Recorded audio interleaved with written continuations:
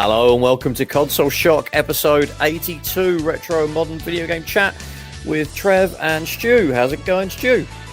Yeah, it's going good, Trev. Going good. Looking forward to this one. Yeah, how you been doing over the last? I understand you got vaccinated and you're all feeling good about that and going into big crowds and getting on trains. I'm chuffed that I've got vaccinated. That was yesterday, and then I think the last sort of 24 hours I felt extremely quite bad, really. Sort of flu-like and hot sweats and shaking and everything. So, but I think I'm 99. What's that? Sorry. You just dragged yourself up for this one episode, and then I have. Yeah, I thought this is important. We've got to get this episode out. So I'm sort of recovering now, and but don't put off, getting the vaccine if anyone's listening, and they're like, oh well, Stuart from Console Shock felt a little bit iffy for a day. I felt I feel fine now, as you can hear in my voice, but good. I'm sure I'll have an early night tonight. I suppose you didn't get much gaming in then over the last sort of 48 odd hours or something. No, not really. No, but I was saying that before that though. I was actually talking about feeling sick. I've been playing a lot of Borderlands 3. It actually gives me motion sickness, and I play quite a lot of first-person shooters, and it's sort of giving me motion sickness. And I've changed the field of view. I've changed the sort of the bobbing when you're running. I've changed all these things, and I'm gonna try again probably in a day or two, and see weird. How. Yeah, I play first-person shooters all the time and never get problems, but yeah. I found I've got that motion with older first-person shooters where it was a much tighter field of view. It's like a 4x3 sort of like maybe the first Halo or Goldeneye and Doom before not the re-releases that have done in recent years, but the original versions. So there's quite a tight field of view, and that feels like things are right up in your face in a weird way. It's kind of a strange feeling. And I think with Borderlands, you're constantly looking down to open up boxes to get the loot. So you're just looking up and down like sort of a pigeon or something, and just I find that with some of these sort of 6th and 7th gen games, if there was like a PC version, I'll try and jump on that because you can often tweak the field of view and sort of zoom out a bit, and it helps with that a little bit. But I get that's it. You can on the Xbox. You can. I put the field of view to maximum and change that. Yeah. So hopefully that'll. If it doesn't, well, I'll probably give up with the game, to be honest. That'd be unfortunate. Me. I've actually talk about how much we don't really like RPGs, but I've actually been in an RPG kind of mode in a weird way. Not Japanese RPGs, I hope. Well, kind of, because I've mostly played Legend of Zelda. It occurred to me that's not an RPG though. Some people would say that, wouldn't they? Yeah, it's not an RPG. That's watered down. It's watered down.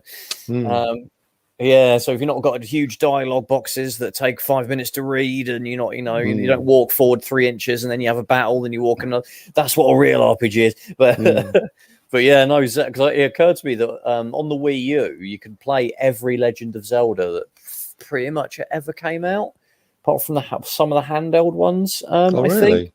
Yeah. Even the N64 ones. Yeah, you've got Ocarina of Time and Majora's Mask. They're on the virtual console, so that hasn't arrived for the Switch yet, is it? The N64, the SNES games, the NES games, Game Boy Advance, I think, is on there as well.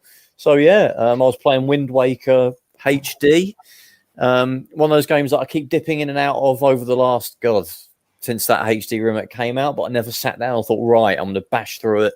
So I've actually started to proper bash through it, and I've got about 7 hours in. It's actually quite good. Quite enjoyable. Not as clunky to play as the GameCube one, where you've got like inverted camera controls, and which really kind of ruin your like muscle memory and all that we've built up over the last few years. And it's 1080p and widescreen and looks brilliant. It hasn't aged at all.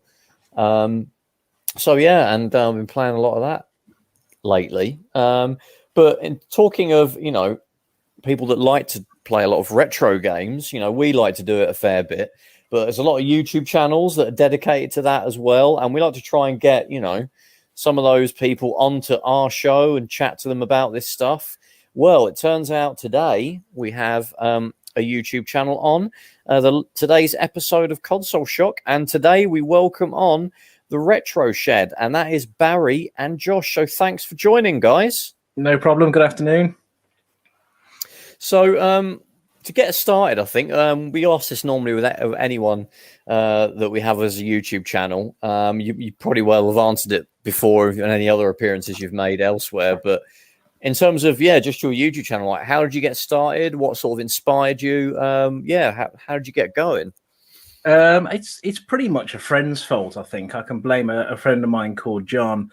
We wanted a man cave down the garden back in 2017, I think it was. Wasn't it, Josh? It was a while ago. Yeah, and we ordered this. We ordered this shed, and the whole idea was to put trains in there and perhaps a couple of consoles and bits and pieces like that. Wow. Well, the wife wanted all my old retro stuff out of the loft because there was quite a collection of stuff, and it's like, can you get this stuff down in the shed? So we moved it all down there. Yeah. And a friend of mine at work said, you need to get. I showed him a photo, and he said, "My God, you need to get this on YouTube. Josh likes playing games. You like playing games." And I think Josh had mentioned once or twice before that he was interested in doing stuff on YouTube. So I thought, well, why not? Let's have a laugh. And we did. What was the first one we did? Outrun on the Sega Mega Drive. Yeah, I think I was 11. You was 11 years old. Oh, wow.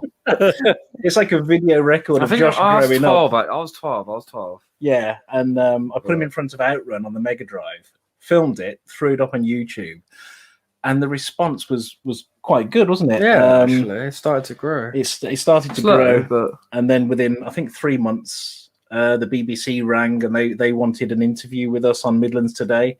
Oh, wow. So we ended up on telly one evening. And it So what was that? Well, they just saw your shed and thought this thing is cool. We got to get this on the news. Yeah, I think I left work one day and there was a voicemail on my phone, and I answered it. And it was a researcher from BBC Midlands Today saying, for some reason, I can't remember why they were watching us, but somebody rang and said, "Oh, we've been watching your YouTube channel, and it's like Top Gear for geeks watching you and your boy argue about stuff." And they said, "Could we?" Good way of putting it. Yeah, and they wanted to put an outside broadcast truck on the drive and said, "Would you like to go live on BBC Midlands Today at about 6:30?" I was like, sure. Yeah, go on then." So I was a bit hesitant, but and it Not something you get asked every day, is it? Really, that sort of request? No, not really, no. And then we had BBC WM and Hereford and Worcester on the following day because they saw us on Midlands Today, and it was like, "Oh yeah, can we interview you the following morning?" I was like, yeah, okay. So it kind of like went from there, really. Then we had quite a bit of interest when we started to get invited to events and things. It just went from there, didn't it? Really, Josh? Oh, so that's amazing. Yeah. Yeah. Obviously the first straight off the bat, I mean, it is literally a retro shed. It's not like a cute name for the channel. No. So which is something obviously we'd all dream to have. So you've done, you're living our dream there for real. So yeah. So in terms of the actual shed then, because I don't know how many people would be interested in the technicalities of it, but I know I am. I mean, I can imagine there's things of making sure you need to keep it heated, and if you're going to obviously be storing a lot of stuff in there and also recording videos, how much work did you have to do on this shed to be able to put your retro stuff in there and use it as a kind of a studio, I guess? Yeah, it pretty much is a studio. It is, isn't it? Yeah. People I know have said, "Wait, that's an actual shed." Yeah, like, we thought that was like an actual studio. No, it's all in a shed. Yeah. About 2 or 3 people have said to me, "That's never a shed." I'm like, "Yeah, no, it is." And they say, "It looks like a studio. It looks like the broom cupboard from Children's BBC." And I'm like, "No, it really is. If you're old enough to remember that." That's the vibe I get from it. Yeah, I mean, it's more like a log cabin in the shed. It's not your tongue and groove shed. That lets moisture in and stuff like that. It is a cabin with double glazed windows, and it sits off the floor on concrete. Oh, cool. So it's a proper shed. It's got heating in there, dehumidification, airtight doors. Josh is always moaning it's too warm in there. Yeah. It's boiling to film a video, but it's kept very warm and very dry because there's stuff in there that's you know what it's like keeping cardboard boxes with games and going back years. You've got to keep, especially in the winter, you've got to keep it bone dry. Yeah. So what I watched probably about a few years ago, retro. Anyway, it was a channel, and they had a sort of a shed in their back garden where they did all their videos from, and then they did a whole series of videos like taking out all the games, and then because they realised at the back of the Super Nintendo boxes they're all getting mouldy, just because you know they just had this shed and they just started. Putting games up, putting posters, and treating it like a proper room. If it's not properly insulated and things like that, paper and perishables will be gone in That's right, a matter of months. Yeah. Well, it doesn't sit on. It sits on about a foot of concrete, so it's off the floor. It doesn't sit on mud or the lawn or anything like that. So it's off the floor. And it's very dry. Yeah, it is bone dry in there. If any flies or wasps are unfortunate to go in there in the summer, within 24 hours of the door being shut, they're dead. So there's no moisture in there and there's nothing to eat. So is it warm? Is it warm in the winter as well? You got heating in there? Yeah, we've got a small radiator. Yeah, it's very toasty in the winter and it's ridiculously toasty in the summer, especially because it's got insulated walls and ceiling. So the sun heats it, so it is. We have to film with the door open some days, don't we? Because it's so warm. Yeah, it gets way too hot. Yeah, well, that's good. At least you could be comfortable doing this stuff in a shed. So I guess so. There's an element of something we can all relate to, where Mum wasn't really too keen, perhaps, on having a lot of retro, probably junk to her lying around in the house, and that all had to get moved out. Was that the vibe you were getting? Pretty much, yeah. I mean, this is how she's not into gaming at all, is she, Josh? No, she doesn't like gaming. She referred to the Vectrex, which for me is the holy grail of retro computing hardware. She pointed to it once and get that dusty black and white telly off the table. That is not a dusty black and white telly. That is a Vectrex. I don't care what it is, just get it off the table. When often to sort of counteract any of those arguments, I just say how expensive these things are and how much they'll be worth. So you should just say, sell it then, sell it. Yeah, exactly. Yeah, it's probably a double-edged sword, that, isn't it? That's what I was going to say. Trevor will never sell it, though. No, I won't. Doesn't mean she won't, though, behind my back. So we can all relate to that. So Josh, I mean, I'd like to ask you as well, because a lot of this stuff, like most of it, I guess, that your dad covers is kind of from before you were born. I mean, did your dad introduce you to this stuff at an early age, so it feels natural to you, or did you start playing it yourself? How did you get into all this retro stuff? Well, I think some of the first games I played were some of his old hardware, like an old Namco joystick that had a lot of inbuilt games. That was the the first thing I started on when I was like 5 or something. Yeah. Like the all-in-one TV sort of thing. It's the 5. Yeah. It's a 5-in-1 or a 4-in-1. Yeah, there was just a ton of little games on it, and that's what I started on, like Dig Dug and you'd have like 5 or 6. Bosconian, Galaxian, Dig Dug. I can't remember the other one. Some racing game. Pan's on there as well. Yeah, and I was like 5 or 6. And then, it's quite interesting now because you see, you get 7-year-olds playing Fortnite and completely owning, adults like myself, and you sort of think about, hold on, what if they went back and played, Spectrum games, and what would they think of them? And part of me thinks, they'll be. They won't appreciate, where we've come from, and they'll be, oh god, that looks rubbish. I think our standards are a bit high. Yeah, I think that's a very good point. I think Josh, I think you do appreciate them. I appreciate them, but at the same time, seeing things like that, you'll set such a high standard with such good-looking graphics nowadays. And when you see something like that, it doesn't excite you. It's an age thing. I mean, I remember when I was Josh's age, 14, 15. My dad would see an old car, for example, something that we'd class now, I don't know, an MGB, for example. He'd go, wow, look at that, it's beautiful. And I'd look at it and go, oh, that's junk, that is. You want an Audi Quattro or something like that. So at his age, I totally understand that he looks at these games and thinks, oh my God, how could that entertain you?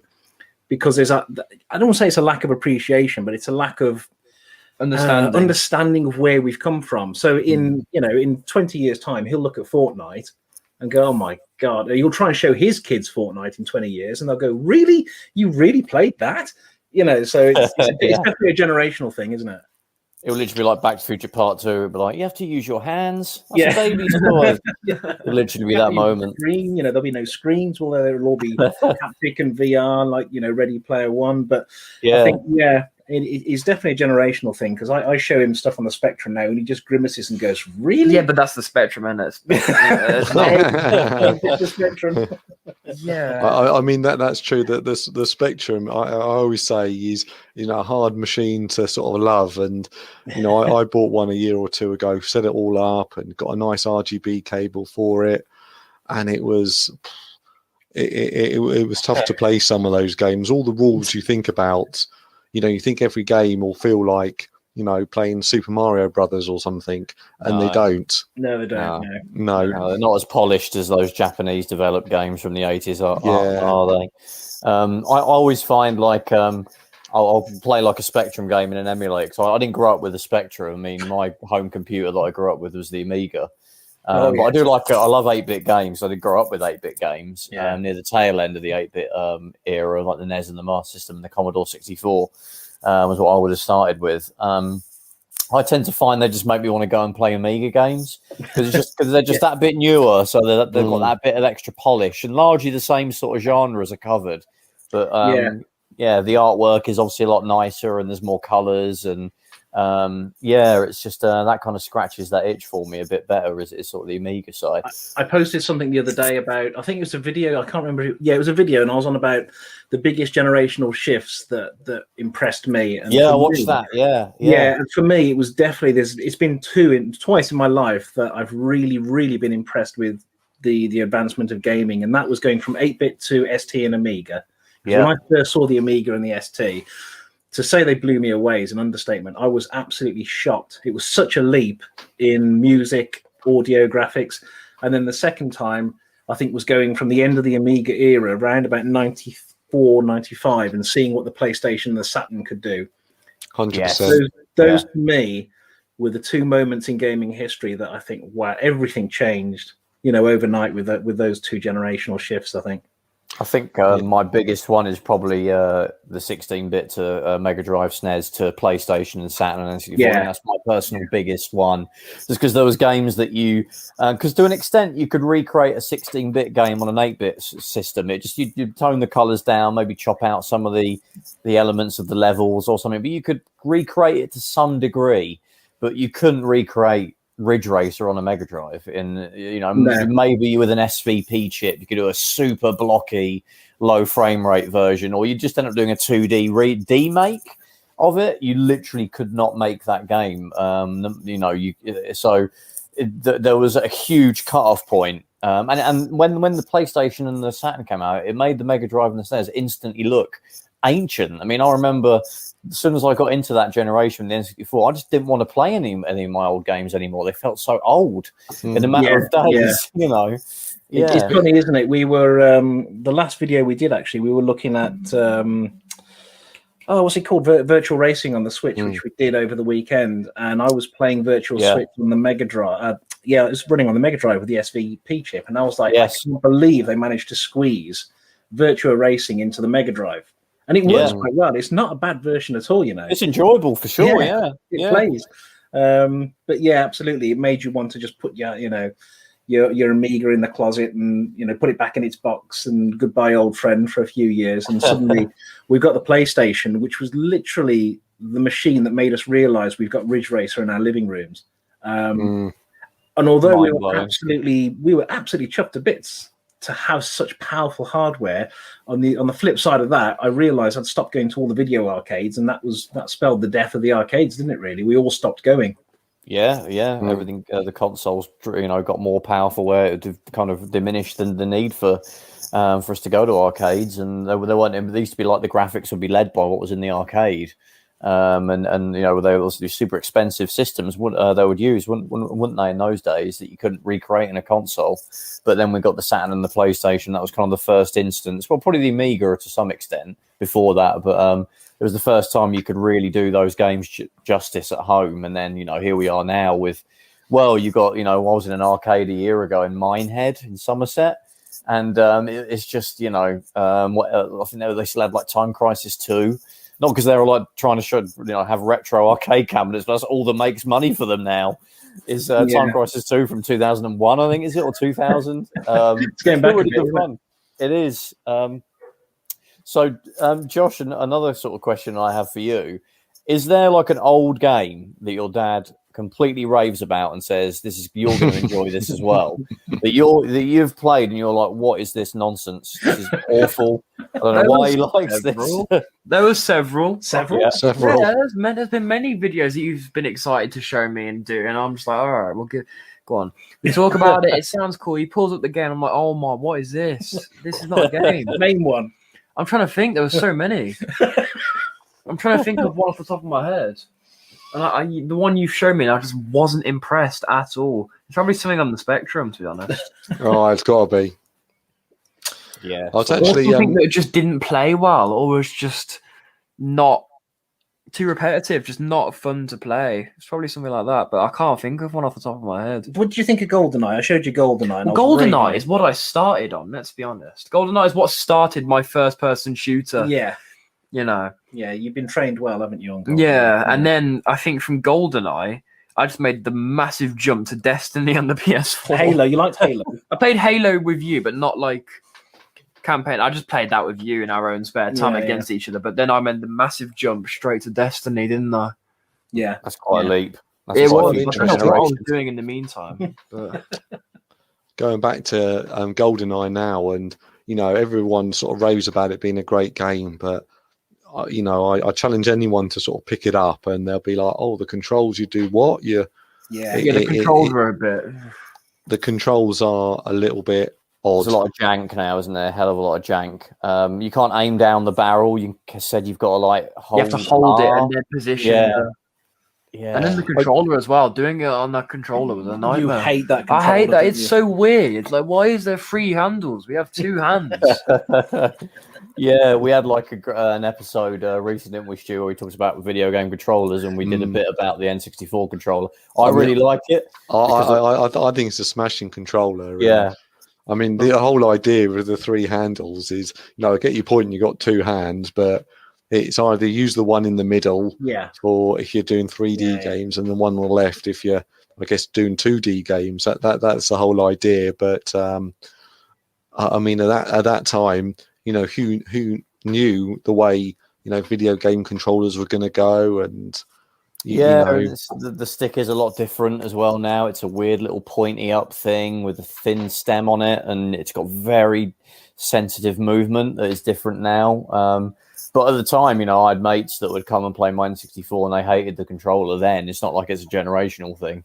But I think because I forced myself to get the muscle memory right. I mean, playing Mario 64 for the first time, when I was like, you know, 14, it took me ages to get my head around an analog stick. I was like, I couldn't. It was just mind blowing because we never had a character that you could control with such like granularity, I think is probably the word for it, of any game. So, and it took ages to get used to it. I mean, it's difficult to play these days because of the jank. Mainly the camera, like cameras are difficult, aren't they? In those late 90s 3D games. Like I was playing Legend of Zelda. I mentioned earlier about I was getting into the Zelda games after a long while and having not played them. And I've been playing Ocarina of Time on the Wii U, the emulated N64 version. I mean, everyone would probably tell you don't play that when you need to play the 3DS remake, which is obviously more modern and everything. But yeah, I mean, there's a lot of jank in that as well. Like again, mainly the camera again. You don't really have a free floating camera in that game. You can just make it snap so it snaps behind you. And that's it. So just do whatever it wants while you're walking around in the open landscape segments of the game. But if the camera gets a bit too, you know, ridiculous, you have to snap it back yourself manually. So it's really frustrating. And also like targeting like the bad guys. Like if you used to like just Oblivion and Skyrim, where you just go up to someone and just like press R and L and R to wave your sword around, and that's it. With Zelda, you got to like lock onto one bad guy, and then you've got to do like a dance around them and stab them, and then jump back, and then you get used to it again. But the Z block, yeah, it hasn't aged well. I know at the time everyone raved about it, but it hasn't aged well. I mean, Breath of the Wild is just like Skyrim, isn't it? Now you just like walk up to a thing and just hit the action button and kill them. But yeah, it's a different kettle of fish in those days. But Josh, again, I'll keep going over to you because we don't often have people of we don't have the situation of a father and a son, so it's really interesting to us. Out of all the retro sort of stuff, is there like a favourite that you feel like you like playing the most, or one that you just like the most? I think my favourite is definitely. Oh God, it's my favourite. I can't even remember the title. What's it called? That arcade game that I'm just a beast at. Rolling Thunder. Rolling Thunder. He loves Rolling Thunder. Oh, the Namco game. I don't know why. I love it. He can absolutely blow anyone away on that. On the arcade club, I got the highest score on that. Yeah, every single day we were there. Oh wow! It's like a run and gun, isn't it? You're just I memorized all the patterns of people coming out of doors, when they'll come out, which one they'll come out, where to be at the right time. I don't know. I just loved it. Could do with a remake. Do you think games were easier now or then?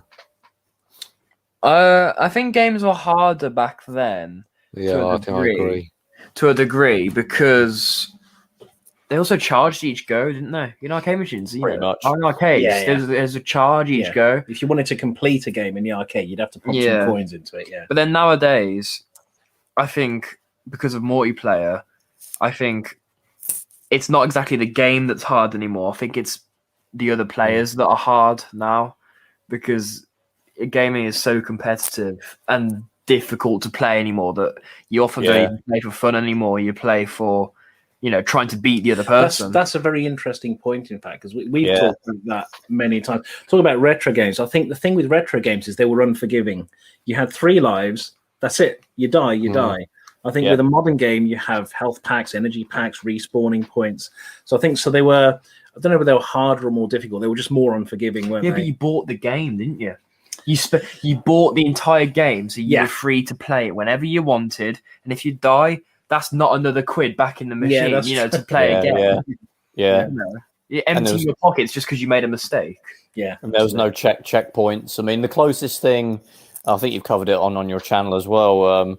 The closest thing to a hard kind of retro style game, though it's not a retro style game, but it has a similar kind of difficulty that I've played in recent years. It's probably Alien Isolation. I finished that. Yeah. You'll do like half an hour of work, sometimes like an hour of work, doing whatever mission you're on at that point in time, and you'll die, and then you'll be thrown all the way back to that save that you did an hour ago, and it's infuriating. I remember reading about it in Edge before it was. I think it was just before it was launched, and the Edge team were playing it, and they said one of the things about it was absolutely infuriating to get so far. And the alien was so unpredictable. You never knew what it was going to do, or sometimes it would be in a different location and it would just appear. And they said it was infuriating to get so far after half an hour and to be killed in such a merciless way and have to go all the way back and do it all over again. Yeah, and despite that, it's like super addicting. I mean, Stu's probably sick of me going on about this game because I do it quite a lot on this channel. Well, Trev's completed it on 360, the PS3, the Xbox One, the PS4, and the PC, haven't you? I've done it a few times. Yeah, I've done it on the PC, the 360, and I think I've done it on the Xbox One as well. Yeah, I just love playing that game. It is very good. It is very good. But I struggle with the creature though, because I think I'm psychologically damaged by it because I saw it when I saw the movie when I was far, far too young. I was only 11 when I saw it, and I should not have seen that movie so young. And the creature is, to me, not a fun day out. It's not. It's the creature. Yeah, it's scary and all. But the worst thing about that game that I found was just the alien's movement. Like I would be trying to do a task or something, and I would just hear the loud ass footsteps of him charging at you. Yeah, And that was terrifying. I would panic, not because of the alien, but because something was sprinting at me at full speed. That was the scariest part for me. It's genuinely made me jump that game. No other game. You're being hunted, aren't you? That's the fear. You're being hunted. Let's make no bones about it. He's out to get you, isn't he? And you've got to hide it on under a table, and you'll stay there for like half an hour because you're worried it's going to come back again. It's kind of sad, but you can't learn any patterns. You can't cheat your way through it in that way. Yeah, that's true. Actually, I couldn't learn any patterns of what that guy was going to do. He's got some amazing AI. That creature's AI. Not even the developers know what it's going to do. 2 times running, I think I read. They'd given it such a complex set of algorithms. Yeah, I mean, we've been hiding in cupboards before. I was going to say, I kept dying on a level. I'm trying to learn where he's going to go at what time, so where I can move forwards. And he'd do something different every time. Yeah. He'll walk past you, and you're in a cupboard, aren't you? He'll walk past you, and you see him. He'll stop, walk back, and suddenly he'll turn around and sprint at the cupboard. And just decide you're there. Yeah, it's almost like I've walked past this cupboard twice. I didn't check in there, and he'll suddenly rush over and wrench the door open and grab me. You think, "Oh, what gave me away?" Nothing. And it's like you're breathing, isn't it, as well? And if you hold your scanner up, you'll hear the scanner. He comes really close to you. Yeah. And I think he hears the noise of the scanner as well, which is really annoying. But great like game with old school kind of difficulty. I mean, what about games like? Have you tried, Josh? Have you tried any like shmups, like shoot 'em ups, which are quite famous for being really hard, and especially Gradius and anything like that? Have you had a go of those sort of games? Oh well, Dad's an absolute nerd at those games. He's brilliant at them, but I struggle with games like that because I find the tiniest mistake, and again, you're punished for it, and and I really struggle with that because it's just like. Oh God! Because everyone makes mistakes. You know what I mean? You can make the most stupid mistake, and then you're back to the start and it's wasted. That just destroys my motivation to just go again.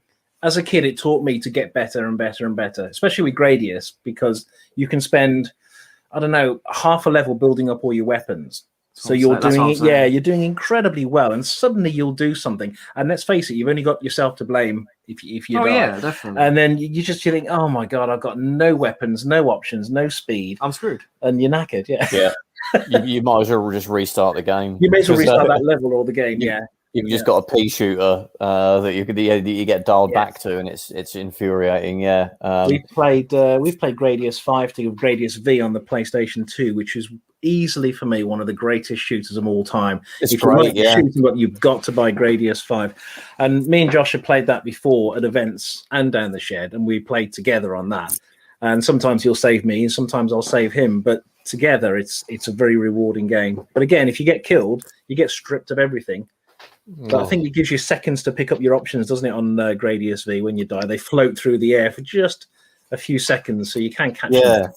It's a little bit more forgiving than the earlier versions, and also it looks great still as well to this day as well. Have you played some of the more recent bullet hell games? Yeah.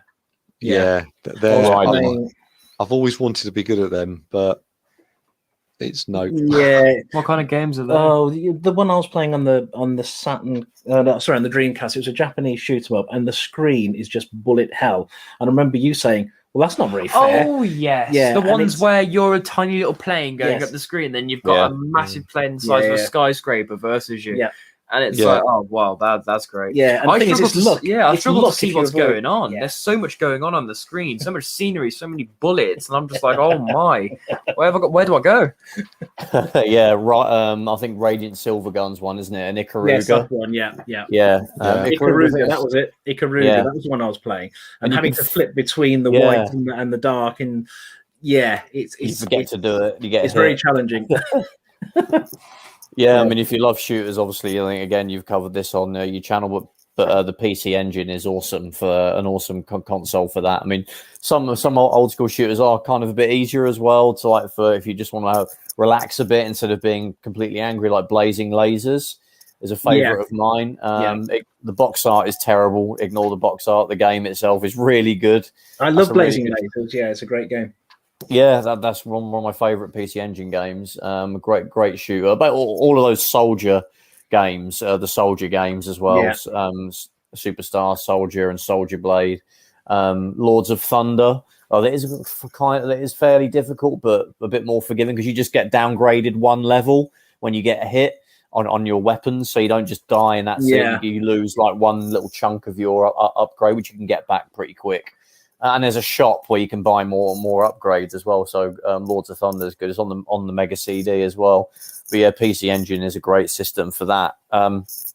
So in terms of you've covered a ton of different systems and arcade stuff as well. Sort of Barry, Josh, and this is kind of for both of you, I guess. What are your favourite? What would you say is your favourite system out of everything that you've covered? You can go first. Well, my first proper system to play on was when I got my PS4.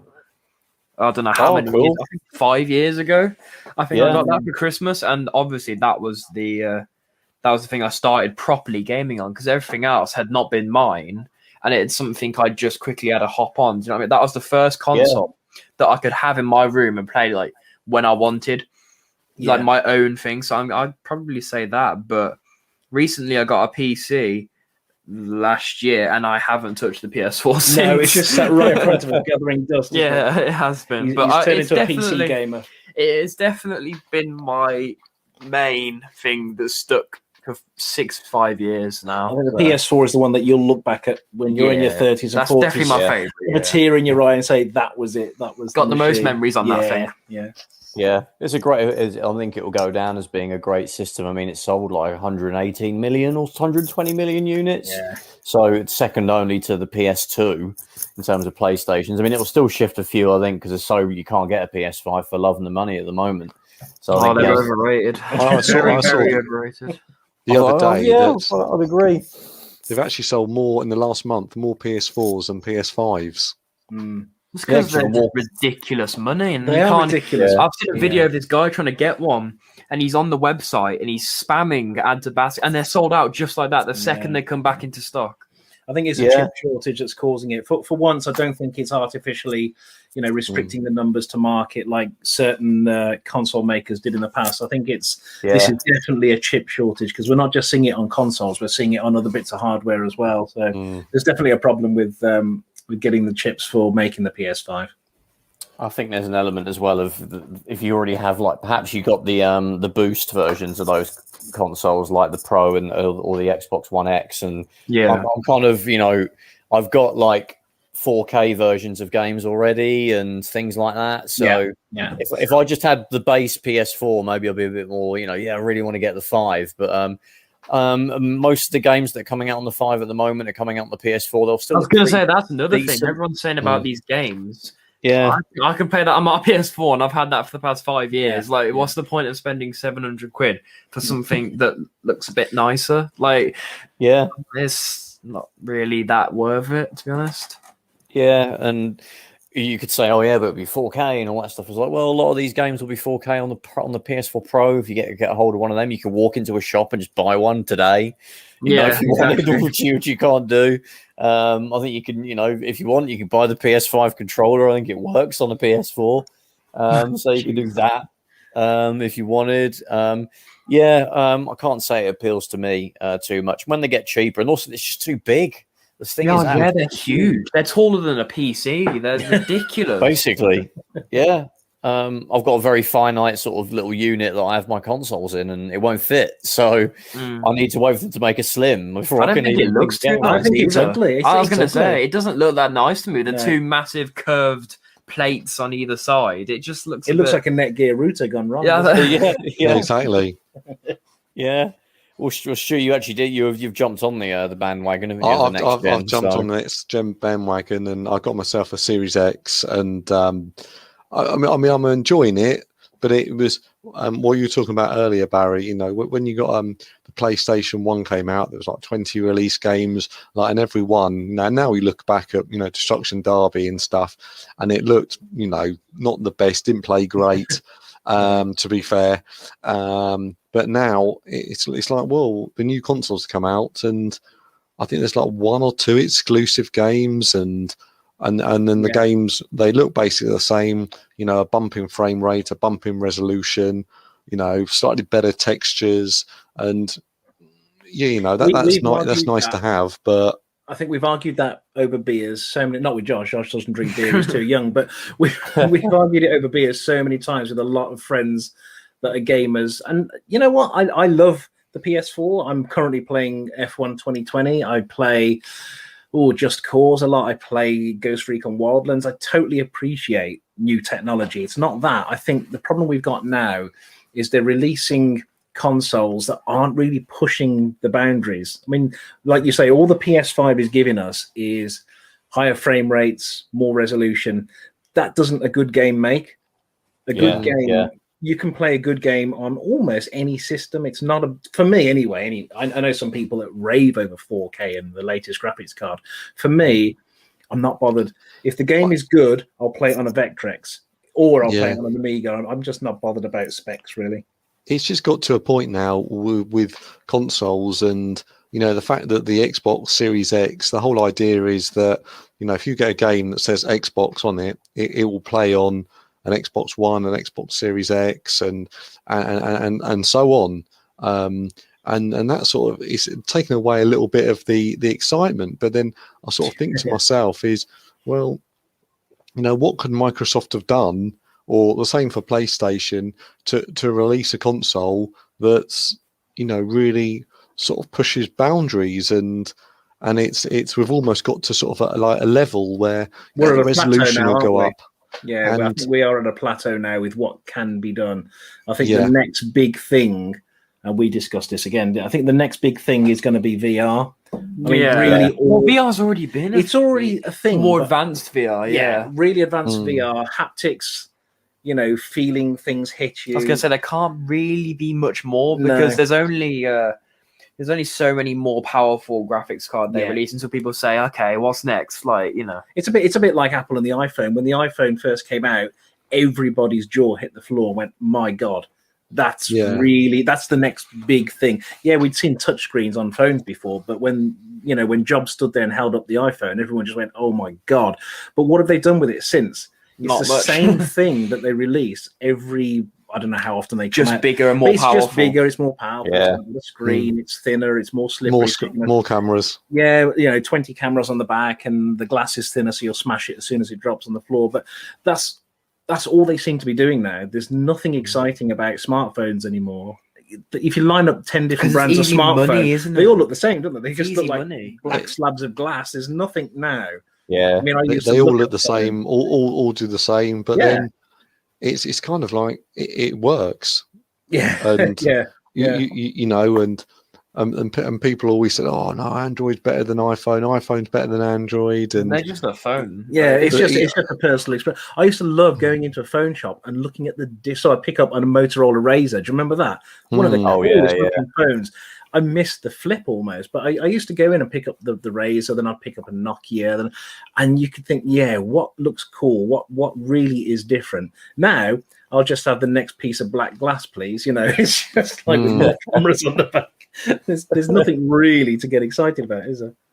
I think, some people might have a different opinion on this, but the last sort of console generation, I think that where there was a tangible leap was probably going from like PS2 to like PS3 and Xbox 360, because you got even things like you got a wireless controller as standard, which is quite a big thing. That was a standard, and the graphics going from like standard def to HD. I mean, those Fight Night Round 3 tech demos that they showed when the Xbox 360 was announced looked amazing. And a lot of the stuff that we take for granted now was standardized, like Xbox Live and downloading games. Yeah, multiplayer really took off. Yeah, exactly. Online gaming. Yeah, Halo and blew up even bigger, and it became standard instead of having to get an extra gadget to plug in like you maybe had to do with the PS2 or the GameCube. Although kind of the Dreamcast was the first that made it sort of standard, but the 360 it was completely from day one. And I don't know if we'll get a leap like that again. I mean, now when we went from like 720p as standard to 1080p, and when we jumped to the PS4 and the Xbox One, it wasn't like, oh my God, this is absolutely amazing. I need to buy this immediately. And it's probably a bigger leap from the PS4 to the PS5. I think the power is a bigger gap, but it's still not a huge visually. You're getting the same games. They're just a bit sharper. Yeah. I remember I used to play back in around about 2000. All my mates used to pile around. Remember the original Xbox, the big old Xbox? We used to have about 8 of us pile around my house, 4 in the dining room, 4 in the living room. We'd set up half a ton of networking, eight big tellies, and we'd play Ghost Recon till the early hours, a squad of 4 against a squad of 4. You've never had so much fun. It was such a laugh. Ghost Recon now, do you know what? I still play it. But when the 360 came out and I saw Ghost Recon, what was it called? Advanced Warfare? Yeah, Advanced Warfare. And I took one, I thought, look at those visuals. It really, it was, you couldn't compare the two. The 360 looked absolutely beautiful, but and that's another subject, isn't it? The fact that we all used to get together, plug all our consoles in a local LAN, grab beer, do Haribo, and play there till 3 o'clock in the morning with everyone. That kind of like died, didn't it? Really, with the 360, because we all started doing it from our own homes. All online, all the headset instead. And I do miss those days when we all used to get together and have a good old session in the house. Yeah, I mean, the 360 was always my sort of favourite console, and I always sort of talk very fondly about it. And it was such a sort of a leap in sort of graphics, and everything just seemed to, they put the games in, they worked, they had online, they had achievements, and there was a real step up. Eventually had a HDMI port, so you get an amazing clear picture, and the 360 and. I still talk about. I watched a video the other day, it was about 2.5 hours long, all about the history of Grand Theft Auto. And one of the things that actually really reminded me was like Grand Theft Auto 5 came out originally on the 360, and now I watched a video that they're talking about re-releasing it for a third time with next gen super graphics and. And I'm just like, oh God, bring out some DLC for it. I'll love that. Yeah, absolutely. I still like Vice City on the PS2. You know what? It looks beautiful. The soundtrack is to die for on that game, but it's just brilliant. It looks gorgeous still, actually. I still like 5 is still quite enjoyable. I don't think it's aged too badly. I mean, I've got it on 360, so I think it's installed to my the hard drive on my 360. So I occasionally just fire it up.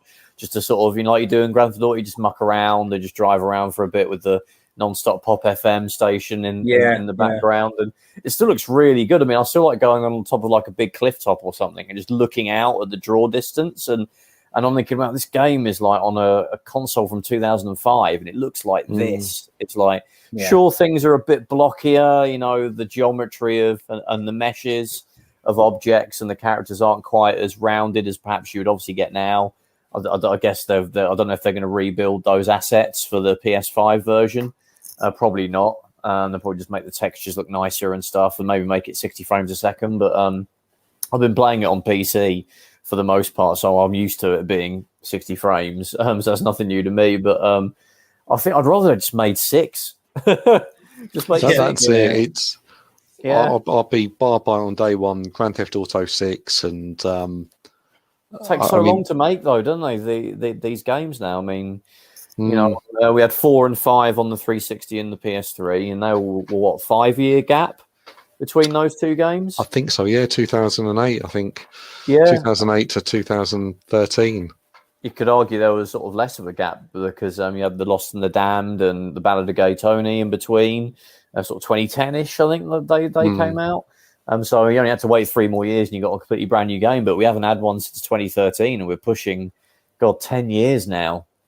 Since there's been another, but I think they've got the online, Grand Theft Auto Online, and that makes money for them, doesn't it? So that kind of takes a lot of resources away from what otherwise would have gone into making another kind of regular kind of Grand Theft Auto game. I think that's probably what's happened there, isn't it?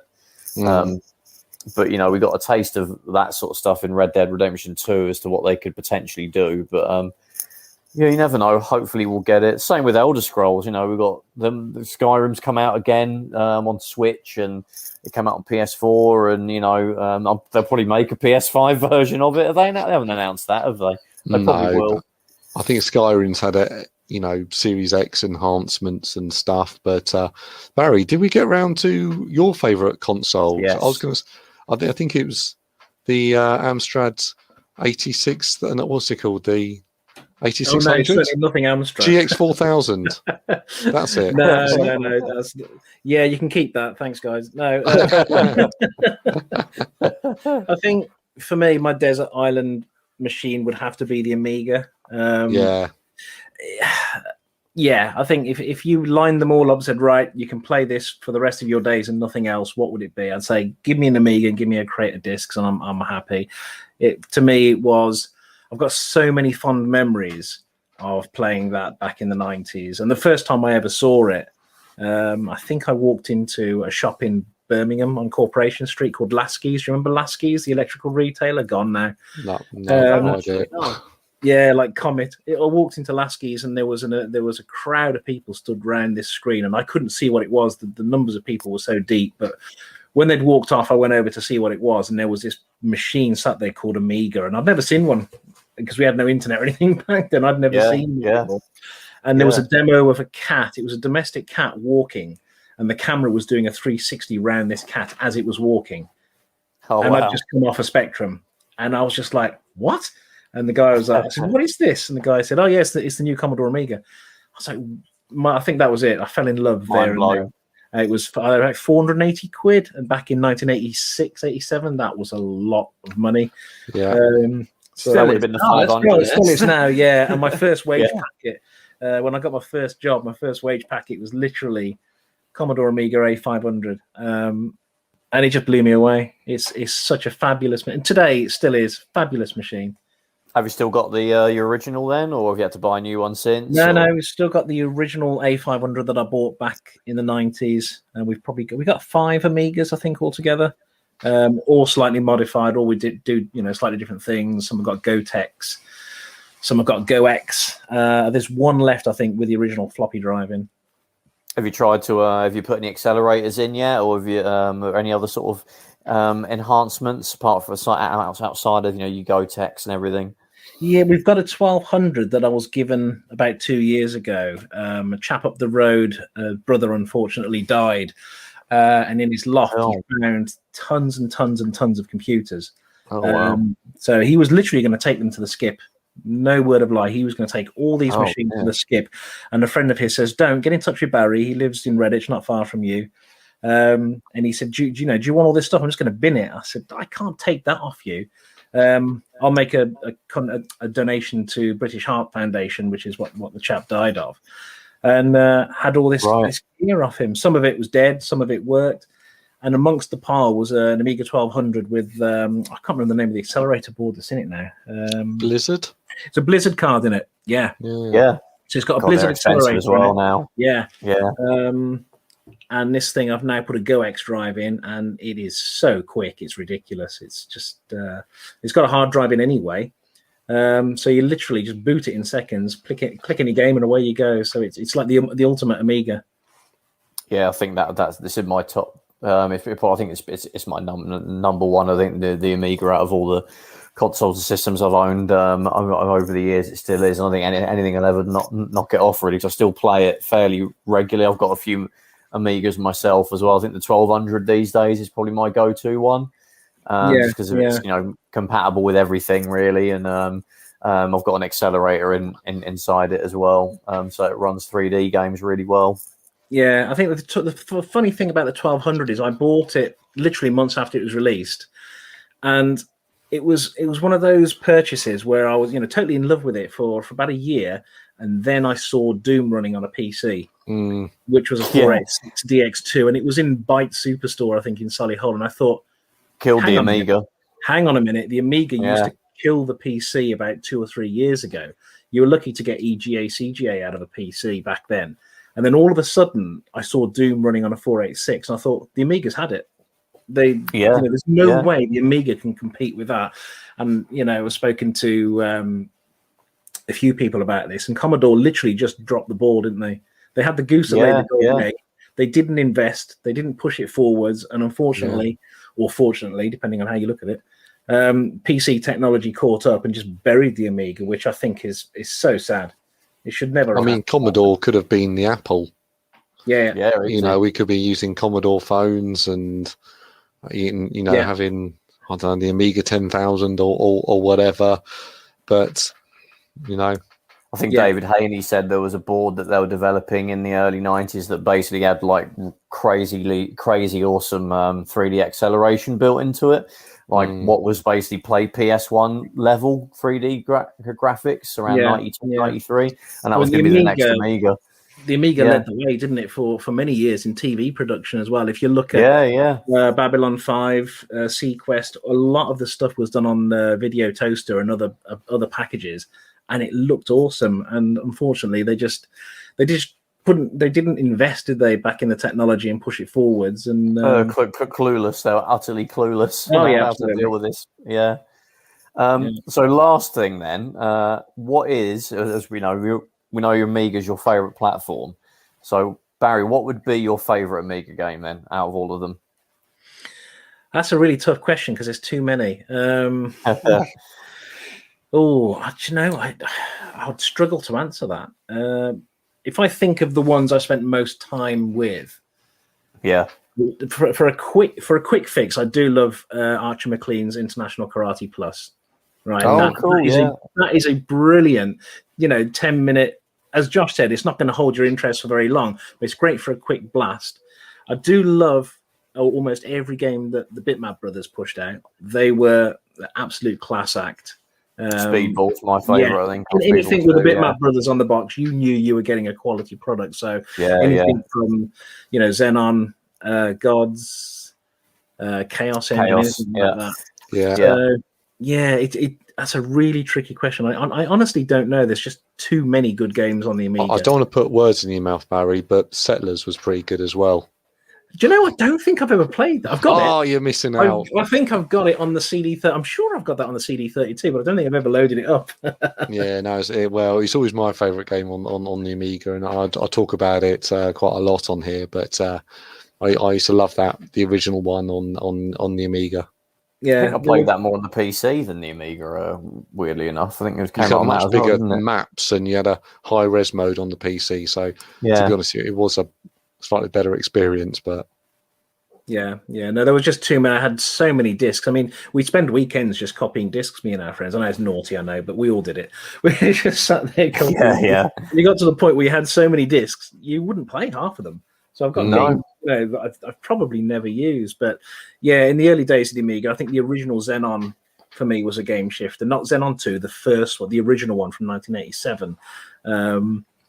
That was definitely one I go back to time and again. The music alone is absolutely fabulous. And certainly, I'll go on the point about how we used to copy discs and pass the games around amongst each other. That's something. Console-wise, you'd be paying £40-50 for one game, so the Amiga didn't really, they didn't really hold a candle to what you could do with the Amiga with the amount of games you could collect for yourself. And magazine cover discs. You go in the shop, grab a Amiga format, see your Amiga. You potentially got 2 or 3, bite-sized bits of games that'll keep you going. Until your mate gives you a copy of whatever game he's got that you're getting from him. So I had one friend that had a modem for the Amiga. He's the only friend I've ever known that had a US Robotics modem for his Amiga. And he'd spend all his evenings he was on bulletin boards downloading stuff all the time. So a lot of the latest, newest stuff came from this friend of mine who had a modem. And he was always dropping discs in our pockets and, say, have a look at this that I got earlier. But, his phone bill must have been through the roof in those days. Yeah, I think it was actually. I think he's a telecoms engineer, so he probably had some kind of way of getting around that. If only we all had that ability in those days, God. And I think one very, very final question comes to mind as well. Is there a bit of hardware that you're hoping to get one day that you're sort of lusting after that you haven't had a chance to get into the shed yet? The one that I did once, we managed to get last summer. The last one that I was really, really after was the ColecoVision.